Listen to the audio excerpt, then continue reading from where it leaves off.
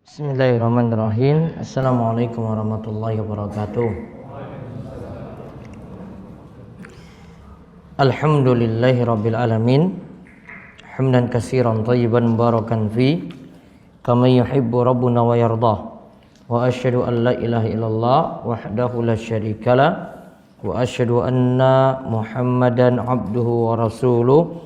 Allahumma salli ala nabiyyina Muhammad wa ala alihi wa man tabi'ahum bi ihsan ila yaumiddin. Allahumma inna nas'aluka ilman nafi'a wa rizqan thayyiba wa amalan mutaqabbala.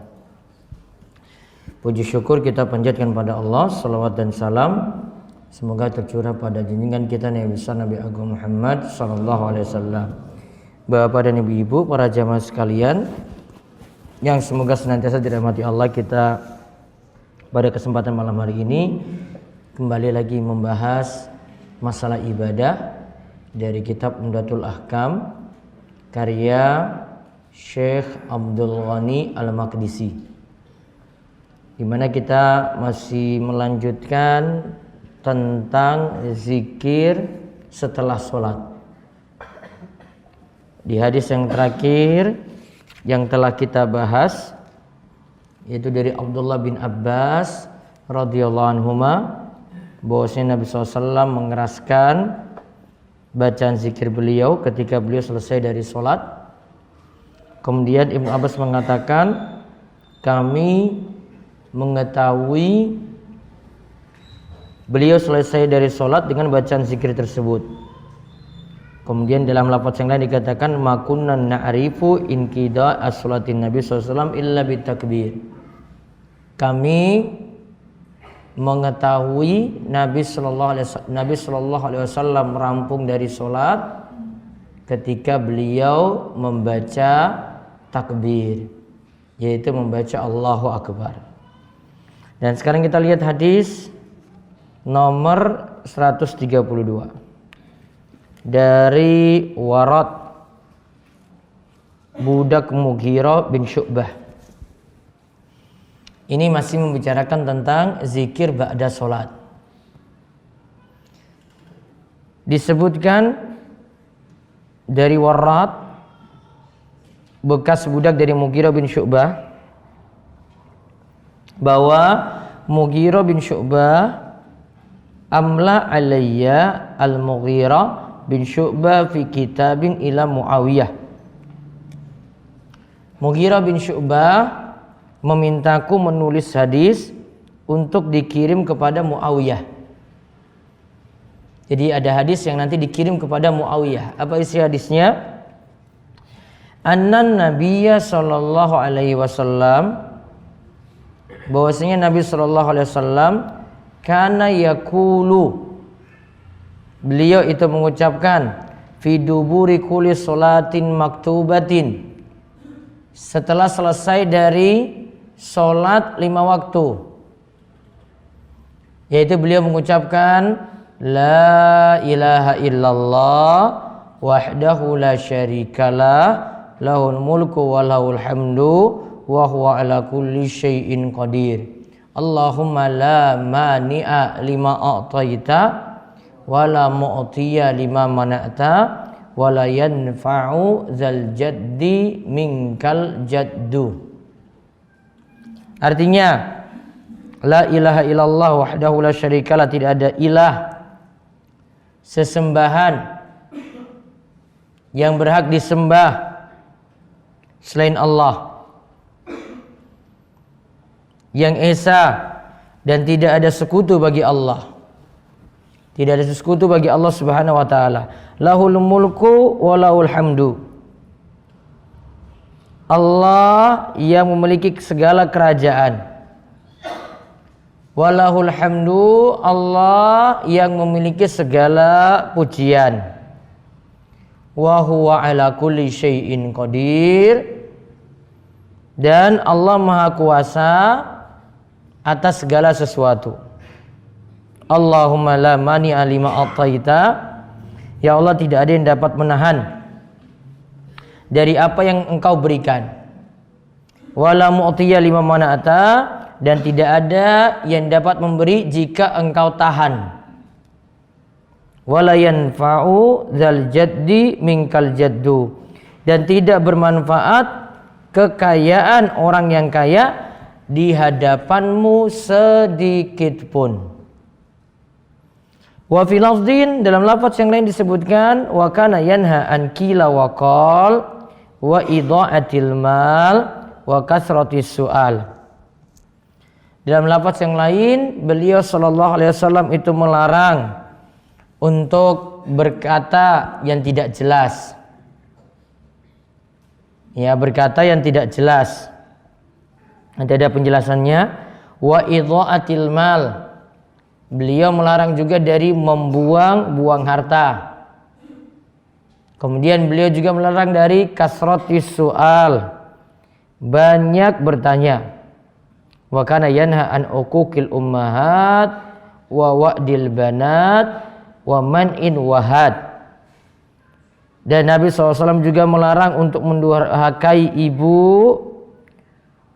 Juga beliau larang untuk mengubur hidup-hidup anak perempuan. Beliau juga melarang dari sifat bakhil dalam hal harta. Nah, faedah yang bisa kita ambil dari hadis ini. Satu, hadis ini menunjukkan disyariatkannya ba'da sholat membaca bacaan zikir tadi. La ilaha illallah wahdahu la syarikalah lahul mulku wa lahul hamdu wa huwa ala kulli syai'in qadir. Lalu dilanjutkan Allahumma la mani'a lima a'taita wa la mu'tiya lima mana'ata wala yanfa'u zal jaddi minkal jaddu. Dan ingat Bapak Ibu-ibu, bacaan zikir bersolat, setelah solat itu sudah diajarkan oleh Nabi Shallallahu Alaihi Wasallam. Kita tinggal manut pada tuntunan, tanpa buat zikir-zikir baru yang tidak ada tuntunan. Jadi zikir bersolat itu sudah ada hadis-hadis yang membicarakan. Cukupi saja dengan apa yang Nabi Shallallahu Alaihi Wasallam sudah ajarkan kepada kita, tanpa buat zikir-zikir yang baru, walaupun itu baik. Contoh yang riwayatnya kurang tepat, bersolat, ya, sebagian itu membaca Al-Fatihah. Tidak ada riwayat yang menyebutkan hal ini secara sahih. Disebutkan oleh beberapa imam tentang hal ini, namun tidak ada hadis sahih yang menunjukkan habis sholat itu baca Al-Fatihah. Yang kita tahu nanti habis sholat baca astagfirullah 3 kali. Terus Allahumma antas salam wa minkas salam tabarakta ya zal jalali wal ikram. Terus baca zikir yang di sini disebut ini tadi. Terus ada lagi bacaan la ilaha illallah lagi. La ilaha illallah wahdahu la syarikalah lahul mulku wa lahul hamdu wa huwa ala kulli syai'in qadir. La haula wa la quwata illa billah. La ilaha illallah wa la na'budu illa iyyah. Lahun ni'mah wa lahul fadlu wa lahu sana'ul hasan. La ilaha illallah mukhlishina lahuddin walau karihal kafirun. Terus nanti baca subhanallah 33, alhamdulillah 33, Allahu akbar 33, ditutup dengan la ilaha illallah wahdahu la syarikalah lahul mulku wa lahul hamdu wa huwa ala kulli syai'in qadir. Terus baca ayat kursi, al-ikhlas, al-falaq dan an-nas. Adapun al-fatihah tidak ada riwayat yang sahih yang menyebutkan hal itu. Maka kita cukupkan dengan zikir yang sudah Nabi SAW tuntunkan dan ajarkan pada kita. Tentang bacaan subhanallah 33, alhamdulillah 33, nanti ada di hadis setelah ini, ada ajarannya. Bahkan bacaan itu nanti disebutkan bisa mengalahkan orang yang telah berhaji atau orang yang telah berumrah. Nanti ada kisahnya nanti disebutkan setelah ini.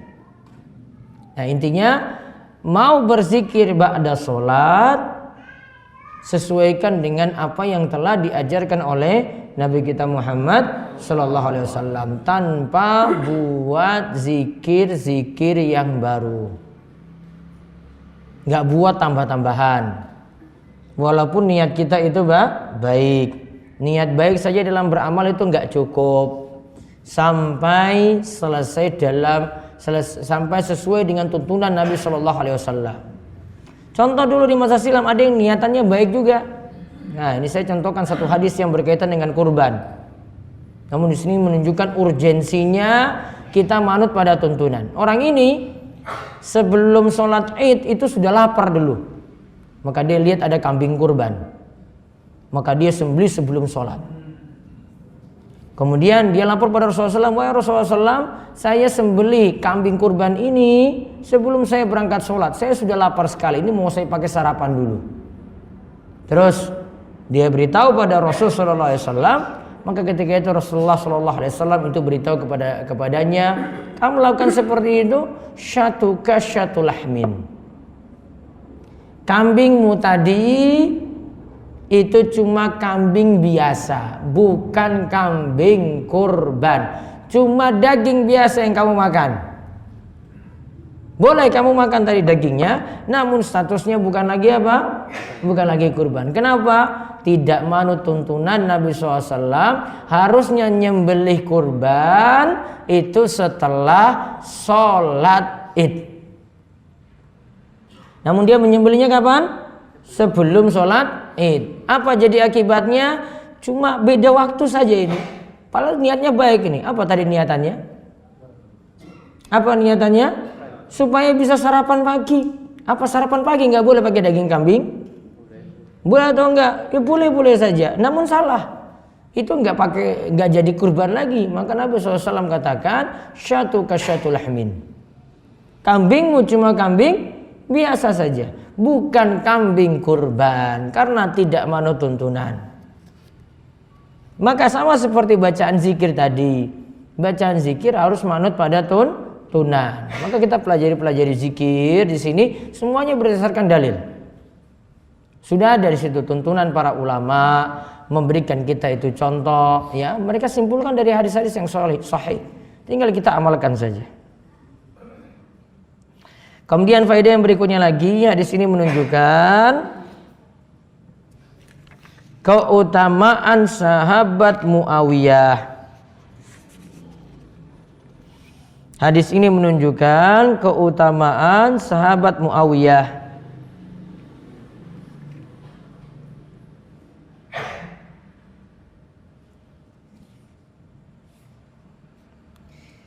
Di mana dia semangat dalam mencari ilmu, lalu mengamalkannya. Dan di sini berarti menunjukkan ibadah itu mesti didasari dengan ilmu dulu. Nggak bisa kita beramal dulu baru cari ilmunya, nggak bisa. Berilmu dulu, baru ilmu tadi kita amalkan.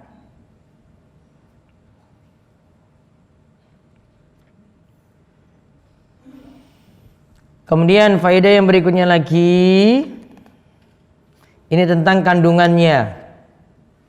Kandungan dari bacaan zikir tadi. Nah, di antara kandungannya mulai yang penting ini dari kalimat Allahumma la mani alima a'taita wa la mu'tiya lima mana'ta wa la yanfa'u dzal jaddi minkal jaddu. Pelajarannya apa? Faedah yang ketiga, tidak ada yang dapat menghalangi jika Allah takdirkan akan diberi. Tidak ada yang dapat menghalangi jika Allah takdirkan akan diberi.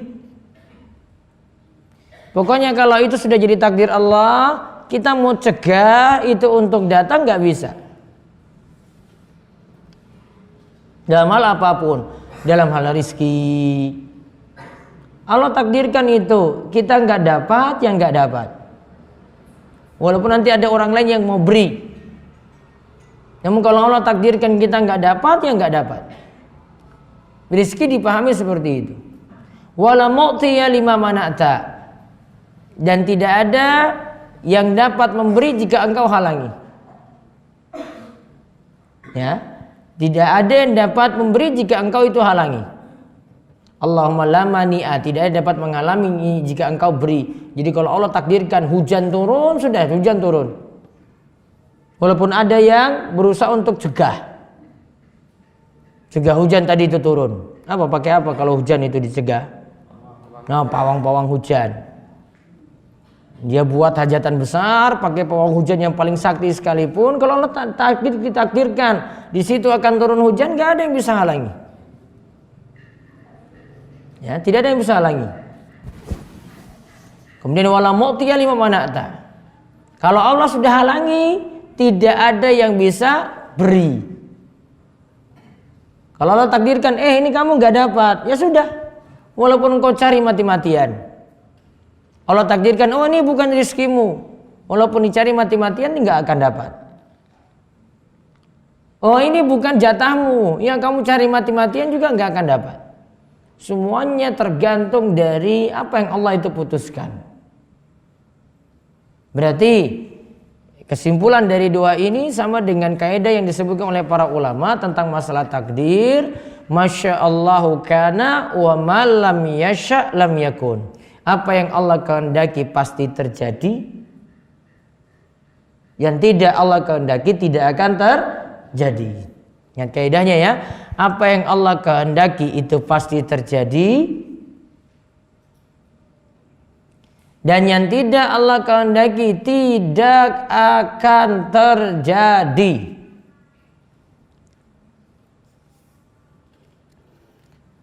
Dulu pernah juga ada kisah di kalangan para sahabat, Nabi SAW itu masih hidup. Nabi ingin memberikan bendera ini pada orang yang nanti berhak untuk jadi pemimpin saat perang. Maka para sahabat tunggu-tunggu ini. Ini barangkali ini kita ini nanti yang akan diberikan bendera tersebut. Karena Nabi SAW katakan, orang yang dapat bendera ini, dia itu mencintai Allah dan Rasulnya, dan Allah Rasulnya pun mencintai dirinya. Berarti sifatnya luar biasa. Dia mencintai Allah dan Rasulnya pun mencintai dirinya. Maka ketika itu Umar itu katakan, ya, yang gila kepemimpinan itu, ya, cuma pada saat ini saja. Kami kejar-kejar bendera tadi karena sifat yang dijanjikan seperti itu. Baru kali itu para sahabat gila kekuasaan, yaitu pegang bendera tadi ketika perang. Berarti asalnya para sahabat itu tidak gila kekuasaan, cuma pada waktu itu saja. Maka mereka tunggu-tunggu, siapa tahu di antara mereka yang diberi. Ternyata Rasulullah SAW keluar. Malah ketika itu Rasulullah SAW bertanya, Aina Ali bin Abi Thalib? Mana Ali bin Abi Thalib? Para sahabat jawab, Ali bin Abi Thalib sedang sakit wahai Rasulullah. Kemudian Rasul katakan, bawa Ali ke sini. Datangkan Ali ke sini. Datangkanlah Ali. Ali didatangkan. Lantas ketika itu Rasulullah SAW itu pegang bagian matanya yang sakit. Dengan izin Allah sembuh seperti tidak pernah kena penyakit. Lantas diberikanlah bendera pada Ali bin Abi Thalib. Sahabat-sahabat yang nongkrong nggak diberi. Yang diberi siapa tadi? Ali bin Abi Thalib. Yang incar-incar nggak dapat. Yang nggak nyari dapat. Yang nunggu bendera ini, wah ini jangan-jangan ini kami. Wah ini pasti jatah untuk saya ini. Yang nunggu nggak dapat. Yang nggak nyari-nyari dapat. Rizki seperti itu juga. Ya, yang nyari-nyari, ternyata nggak dapat, bukan takdirnya. Yang nggak nyari, dapat itu. Karena tergantung kuasa Allah yang menang di sini. Jodoh juga kayak gitu enggak? Iya. 10 tahun pacaran putus. Sakitnya itu di sini. Wah. Diambil tetangganya sendiri, teman dekatnya sendiri. Wah, sama teman dekat saya ini. Kamu mati-matian 10 tahun pacaran dengan dia, bukan jodohmu. Allah tentukan dia sudah, ini sama teman ini. Aduh, sakit hati sekali. Diberi undangan saya nggak mau datang itu. Wah, sama temanku sendiri, makan teman dia. Namun Allah yang takdirkan. Saya mau protes dengan takdir Allah coba.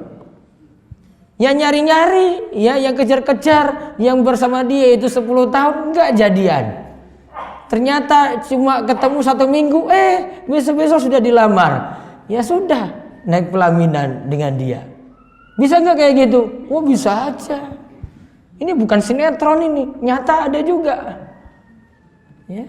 Kisah nyatanya ada, ya nggak tahu kisahnya siapa, pokoknya ada aja.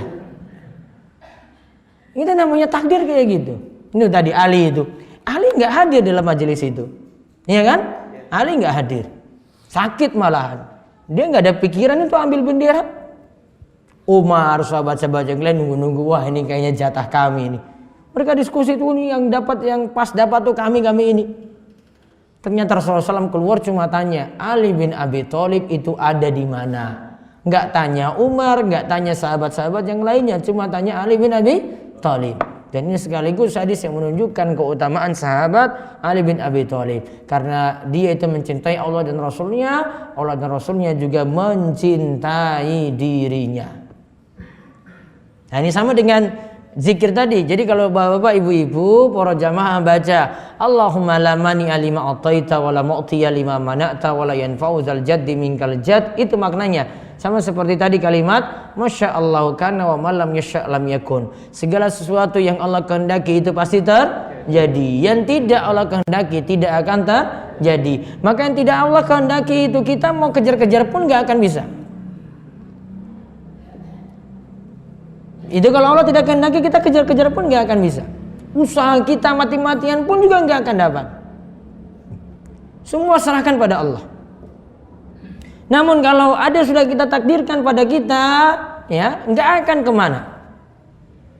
Sudah, itu sudah jadi jatah kita, itu sudah jadi jodoh kita. Oh ini sudah jadi rezeki kita, sudah gak akan kemana. Allah yang takdirkan seperti itu. Nah itu pelajaran dari kalimat Allahumma la mani'a lima a'taita wa la mu'tiya lima mana'ta wa la yanfa'u zal jaddi minkal jaddu. Nah, kalimat lengkapnya bisa lihat di buku itu arti lengkapnya. Namun di antara kandungannya seperti itu. Maka kalau orang baca zikir renungkan kayak tadi. Oh, ini artinya Allahumma la mani'a lima a'taita, tidak ada yang menghalangi jika engkau beri ya Allah. Wala mu'tiya lima mana'ta, dan tidak ada yang bisa ya memberi jika benar-benar engkau halangi. Ya, imani seperti itu, dan itu keimanan kita dalam masalah takdir. Kemudian faedah yang lainnya lagi dari hadis tadi. Karena dalam lanjutan hadis tersebut disebutkan beberapa larangan. Ada lagi di sini faedahnya, dilarang qila wa qal, yaitu menukil berita tanpa cross check terlebih dahulu.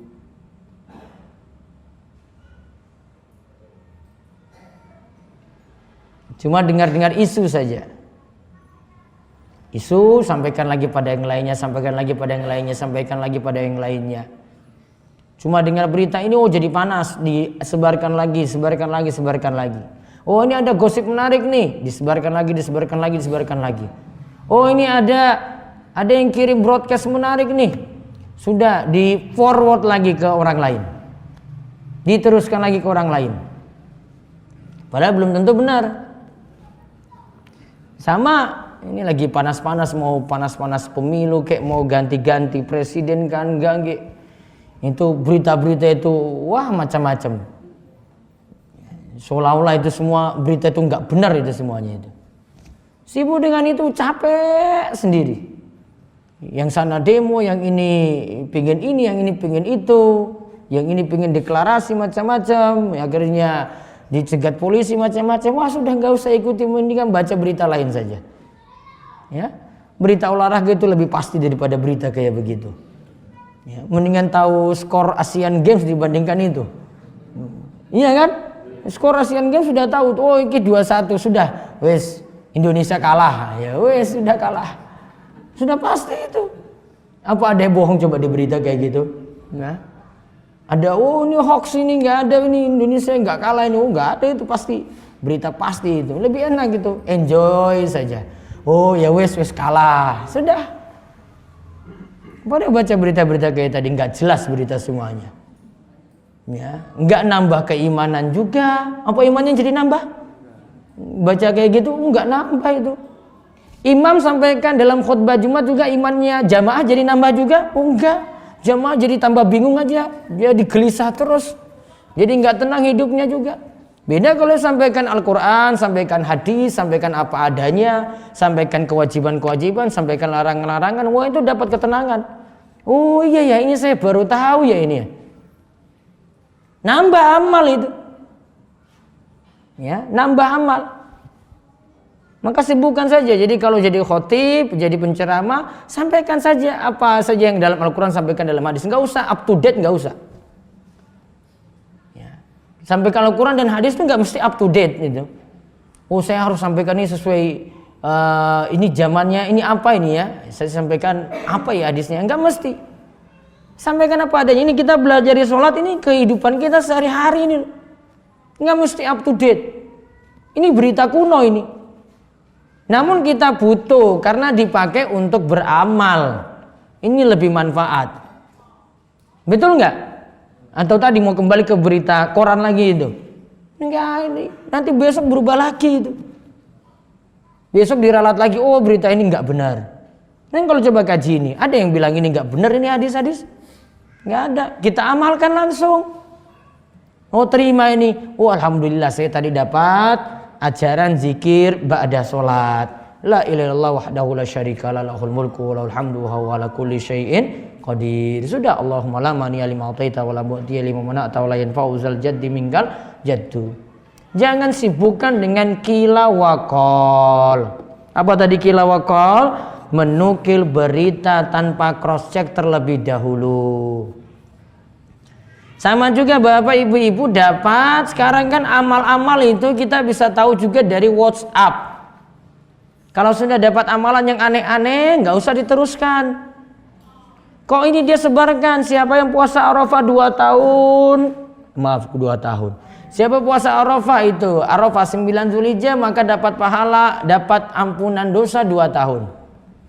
Siapa yang nyebarkan diampuni dosanya 80 tahun.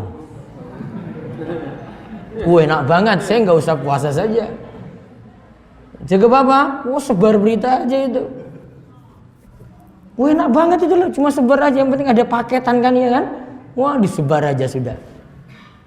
Kan aneh-aneh kalau kita terima hadis-hadis itu dalam berita WhatsApp itu, aneh-aneh itu.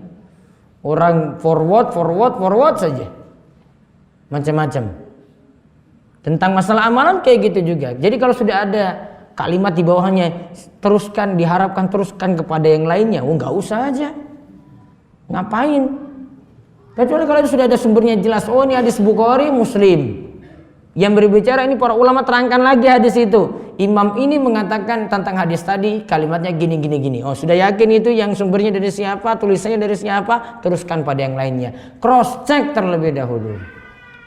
Kalau kita tidak lakukan seperti itu, nah kita melanggar ini tadi.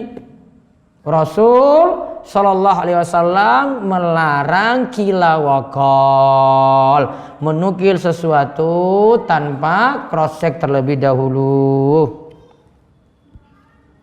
Kemudian Rasul SAW melarang juga yang kedua, idha'atil mal, menyia-nyiakan harta. Apa maksudnya? Sarfuhu fi ghairi faidah au ihmalihi wa adamil inayah fi hifdhihi.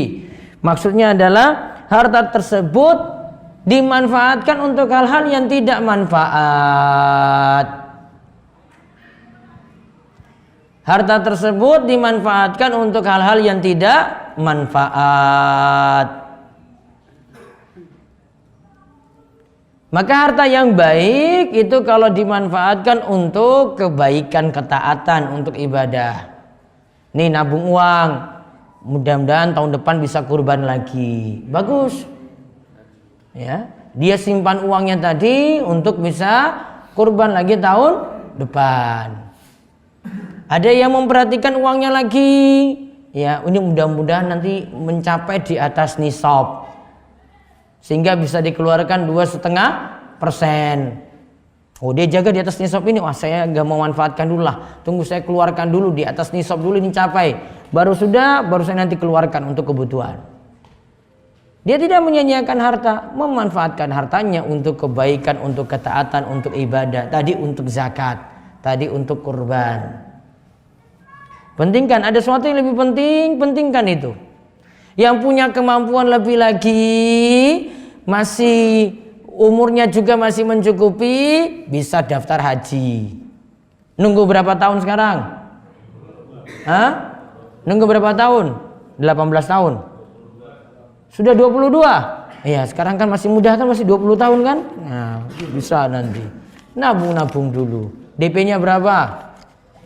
25 juta kan? Wah, bisa itu. Bisa. Nikah dulu apa haji dulu? Ya mikir sendirilah. Mau haji dulu, udah haji 20 tahun lagi. Ya sudah, nikah dulu kalau begitu. Ada yang bisa dipentingkan tadi untuk jalan kebaikan, dimanfaatkan. Terus yang ketiga lagi yang Rasul larang, kasratus soal, banyak bertanya. Maksudnya apa? Banyak bertanya pada sesuatu yang tidak dibutuhkan untuk urusan agama maupun urusan dunia.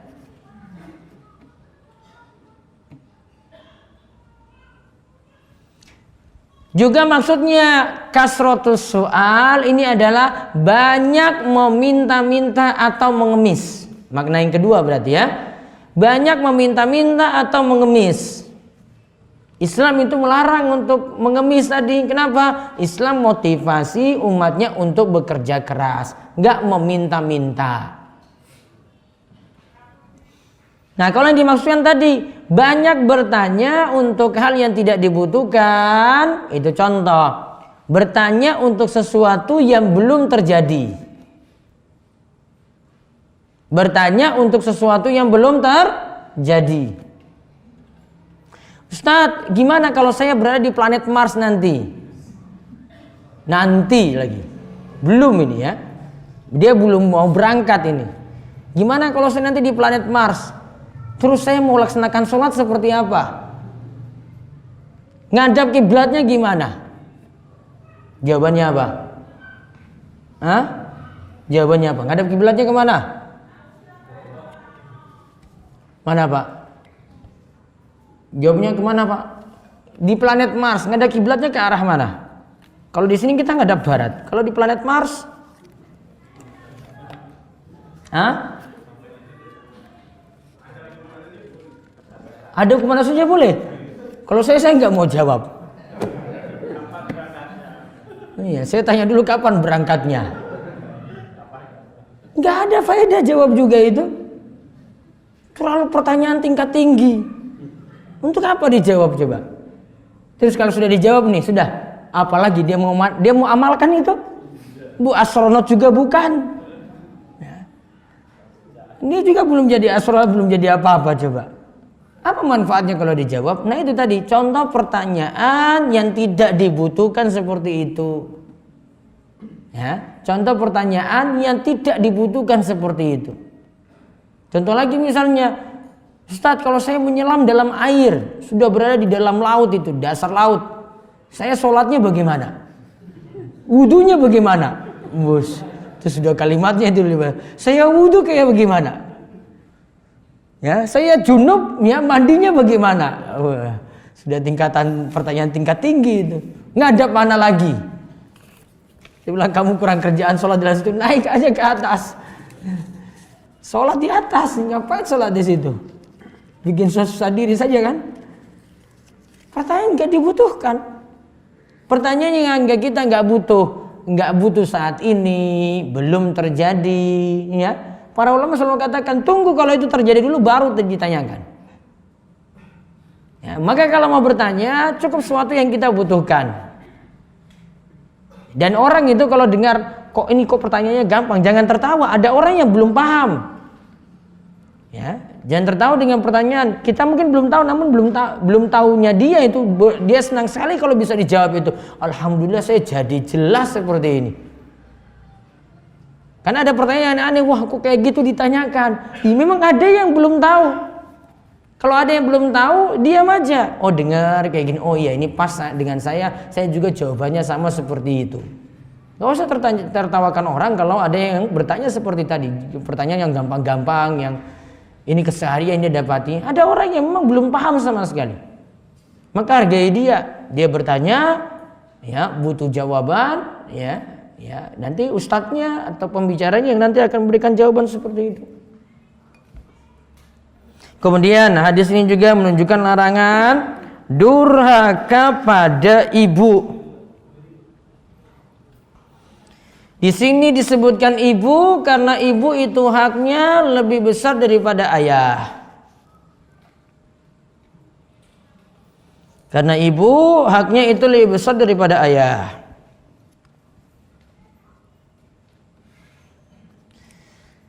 Kemudian faedah yang berikutnya lagi, dilarang mengubur anak perempuan hidup-hidup. Kok ini bisa terjadi? Dulu di kalangan bangsa Arab, di kalangan orang jahiliyah, Bapak Ibu-ibu, anak perempuan itu tidak disukai. Mereka inginkan itu jadi penerus, itu anak laki-laki.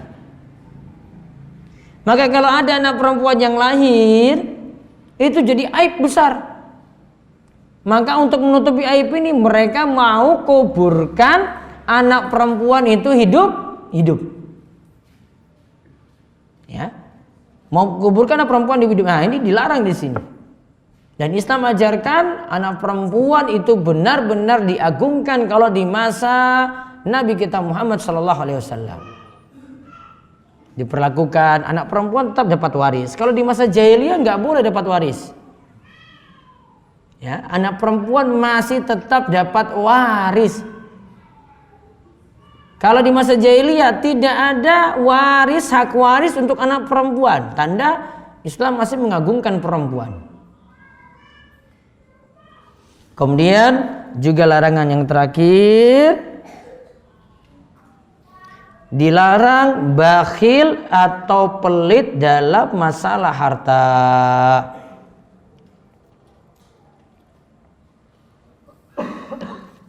Tidak boleh pelit dan juga tamak. Ini dua-duanya ya, pelit dan tamak dalam masalah harta.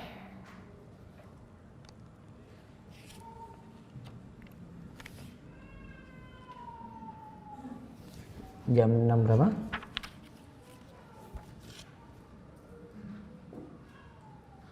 Wallahu a'lam bishawab. Sampai pada hadis tadi. Nanti hadis berikutnya itu panjang.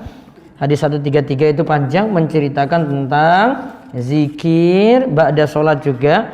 Namun berkenaan dengan zikir baca subhanallah, alhamdulillah, Allahu akbar. Masing-masing dibaca 33 kali. Ada hadis khusus tentang itu. Insyaallah kita bahas nanti 2 pekan berikutnya. Baik, saya jawab pertanyaan terlebih dahulu. Apakah keutamaan wanita sholat di rumahnya sendiri itu hanya berlaku bagi wanita yang mukim saja? Sebab kenyataan ketika wanita sedang berhaji, mereka berusaha sekuat mungkin untuk bisa sholat di Haramain. Keadaan di sana berbeda ya. Kalau kita berada di sana pasti lebih mementingkan sholat di Masjidil Haram atau di Masjid Nabawi, dikarenakan keutamaannya yang luar biasa. Namun yang jelas gini, untuk ibu-ibu punya pilihan, mau ke masjid boleh, mau di rumah boleh, dan bukan jadi kewajiban untuk ke masjid. Yang punya kewajiban untuk ke masjid itu laki-laki. Sedangkan untuk ibu pilihan, mau ke masjid silakan, mau di rumah silakan. Sama ketika berada di tanah suci juga demikian. Mau ke Masjidil Haram, mau sholat di hotel boleh. Gitu juga mau ke Masjid Nabawi atau milih sholat di hotel juga boleh. Ya, hadisnya sudah sering saya sampaikan, khairu masajidin nisa qa'ru buyutihin. Sebaik-baik tempat sholat bagi wanita itu adalah di bagian dalam dari rumahnya. Apa bisa seseorang dihukum fasik jika menukil berita yang sumbernya menukil berita tanpa sumber yang jelas dan menggunakannya untuk mengambil keputusan? Ya, bisa disebut fasik karena Allah katakan dalam surat Al-Hujurat, ya ayyuhalladzina amanu in ja'akum fasikum binaba'in fatabayyanu. Wahai orang yang beriman, jika datang kepadamu orang fasik, binaba'in, bawa berita, fatabayyanu, hendaklah dicek terlebih dahulu berita tersebut. Maka disuruh mengecek berita, enggak disebar begitu saja. Kalau tidak, ya kita dihukumi sama di dalam ayat itu, dihukumi juga sama seperti orang fasik. Maka seleksi dalam menyebar berita tadi. Apa janda bisa memutuskan menikah dan menunjuk wali sendiri jika ibu dari janda tersebut menolak calon karena bukan keturunan Nabi Shallallahu Alaihi Wasallam? Berarti calonnya harus keturunan Nabi Shallallahu Alaihi Wasallam. Yang jelas gini, satu, milih calon itu nggak mesti punya nasab yang bagus seperti itu. Namun milih calon kriteria utamanya adalah milih dari sisi agamanya, itu yang diprioritaskan. Kemudian yang kedua, kalau urusan wali, bapaknya nggak ada, disebutkan bapaknya meninggal, ada saudara laki-lakinya, berarti yang berhak jadi wali saudara laki-lakinya. Namun yang ketiga, saya sarankan urusan kayak gini diserahkan nanti pada kantor urusan agama yang nanti akan memilihkan wali, siapa yang lebih berhak dari wali-walinya yang ada yang masih hidup. Dan juga kenapa disarankan lewat KUA, biar tidak nikah siri. Nikah siri mudaratnya lebih banyak dibandingkan dengan nikah resmi lewat KUA. Karena kalau nikah siri, untuk masalah gugat sesuatu tidak bisa dilakukan. Dan kalau laki-lakinya mau nakal, dia tinggal pergi saja, tinggalkan istrinya itu tanpa mengurus resmi. Karena memang mau diurus resmi juga bagaimana, nggak ada dalam pencatatan. Maka dia bisa tinggalkan begitu saja. Akhirnya wanita tersebut jadi terlantar. Dan kebanyakan kasus jadinya seperti itu. Ada yang nikah siri cuma 2 tahun kemudian cerai.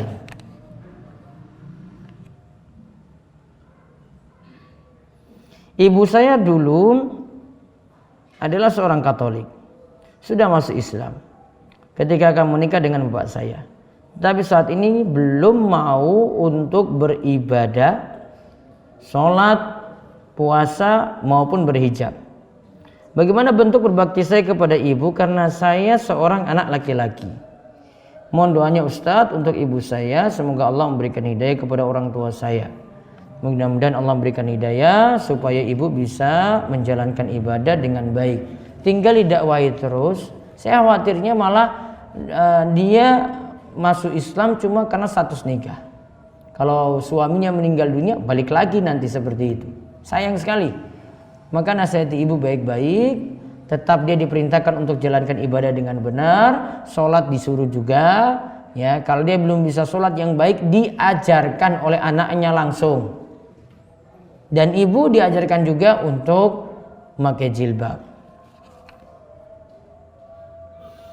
Bolehkah berzikir menggunakan tasbih? Karena ada pendapat yang menyatakan tasbih itu bertasyabbuh terhadap agama lain. Ada riwayat disebutkan oleh Jad Ibnu Taimiyah dalam kitabnya Al-Muntaqa, menyebutkan dari riwayat dari istri-istri Nabi SAW. Mereka waktu itu berzikir dengan menggunakan kerikil untuk hitung zikir.